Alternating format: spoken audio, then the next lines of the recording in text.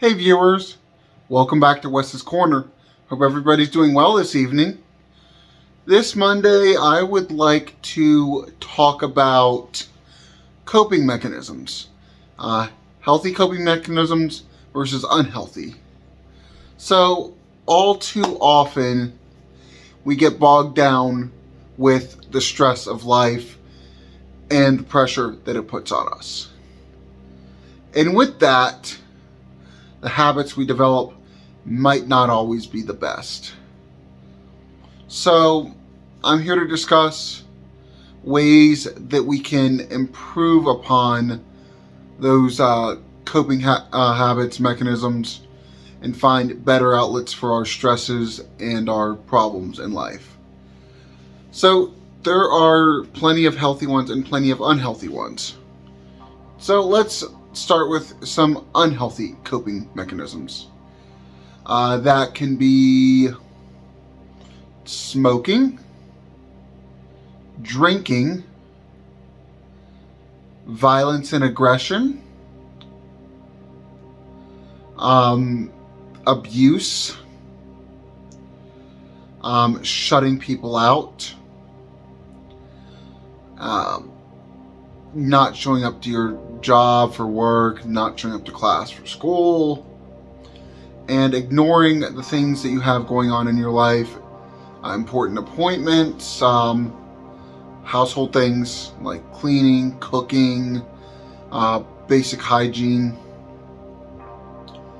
And that's not to say if you do practice unhealthy coping mechanisms that you're an unhealthy person or a bad person. A lot of people smoke cigarettes. That's understandable. Thankfully, I believe those rates are decreasing as smoking gets more expensive. A lot of people drink. They drown their sorrows, turn to the bottle, which leads to an altered state of mind. I'm not including marijuana use in this because it has proven benefits, and we'll discuss that a little bit later on in the video.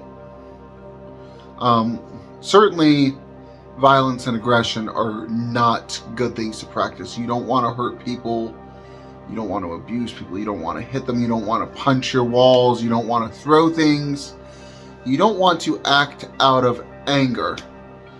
You want to handle things with a clear mind.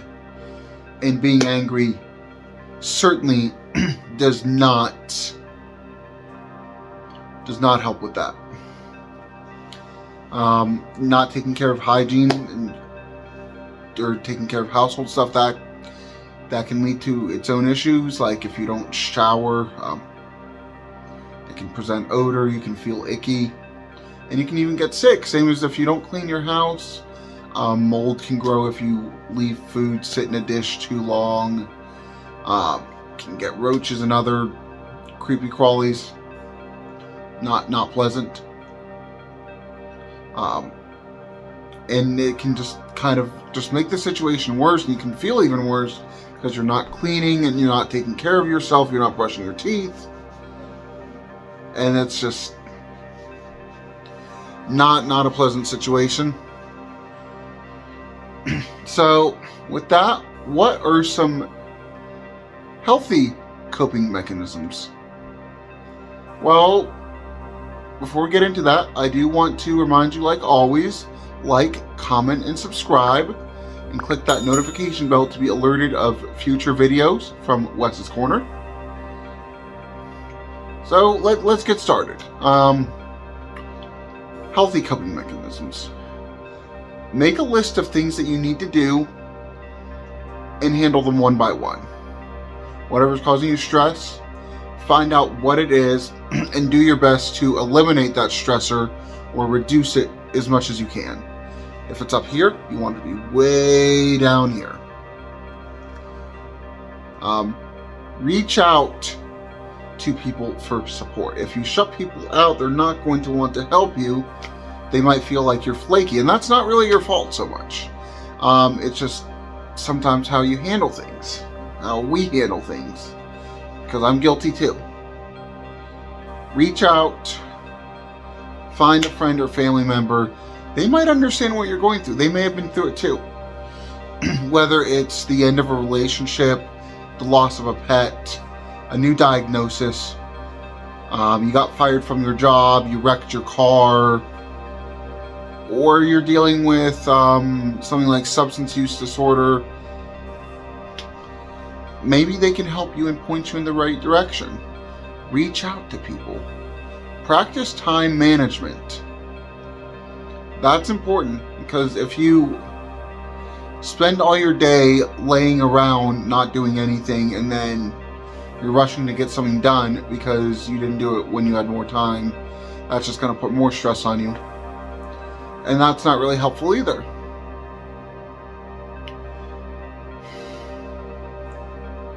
You can work on your eating habits. A better diet, exercise. Exercise is one of the best methods of coping with issues. It distracts you, gets your mind off what's causing you problems, and works as an outlet. It's so much better to lift weights or take a walk or a run than it is to put a hole in a wall with your fist. It's so much more healthy. You're not hurting yourself or anyone else. You're not doing property damage. Instead, you are focusing that stress into something that benefits you by exercising and eating healthier. You are doing great things for yourself. You'll feel better. Your body image will be better. Your mindset will be better. Go to therapy if it's a long-term issue, especially if you're dealing with depression, if you're dealing with anxiety, if you're dealing with bipolar disorder, schizoaffective disorder, dissociative identity disorder, if you're just plain sad, if you're angry all the time, talk to a licensed professional, a therapist, a psychiatrist, a psychologist, whoever you can find in your area. If you can't afford to see someone like that, then there are resources online that can help you out with that. Get on a medication regimen if a medical professional recommends it. That can certainly help your mindset be better, especially if you are physically ill. That is also going to make you feel worse mentally, because if you're not feeling good, you can't do things, makes you feel like crap, then try to get on a medication. Once you start feeling physically better, you'll start feeling emotionally better as well. It's important to feel good. It's important to cope with things properly. You don't want to self-harm. That is completely unhealthy. That's doing damage to you and to your loved ones. I do understand the reasoning behind it, but that doesn't make it a healthy habit. Instead, maybe get a tattoo. You might feel a similar sensation, but it'll leave something meaningful to you. I understand we all have our scars for reasons, but you can turn it into something beautiful.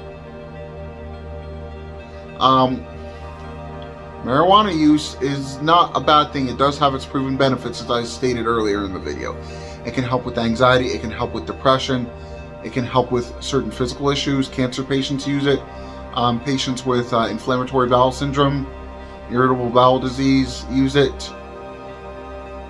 People with chronic pain use it, and it helps them to feel better, and it can help you feel better. Now, I'm not saying that you should, because there's reasons why people don't. I'm not taking a side one way or the other on whether you should or should not use it, but it does have its proven benefits. And before you dismiss it entirely, look into those benefits. I certainly think that there are far more healthy ways to cope with stresses and issues than there are unhealthy.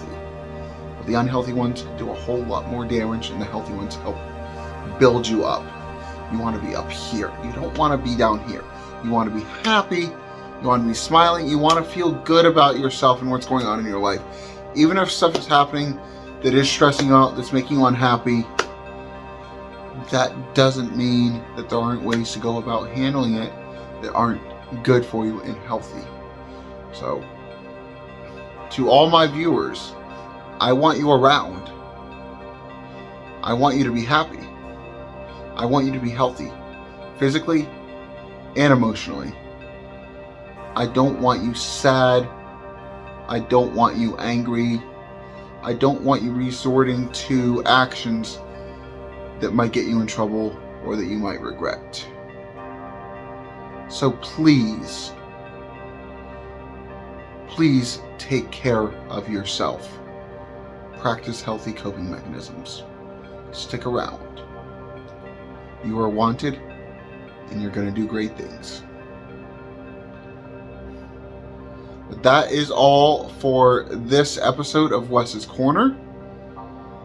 Join me tomorrow with a new video. Once again, thanks for visiting Wes's Corner. Have a good night. Goodbye.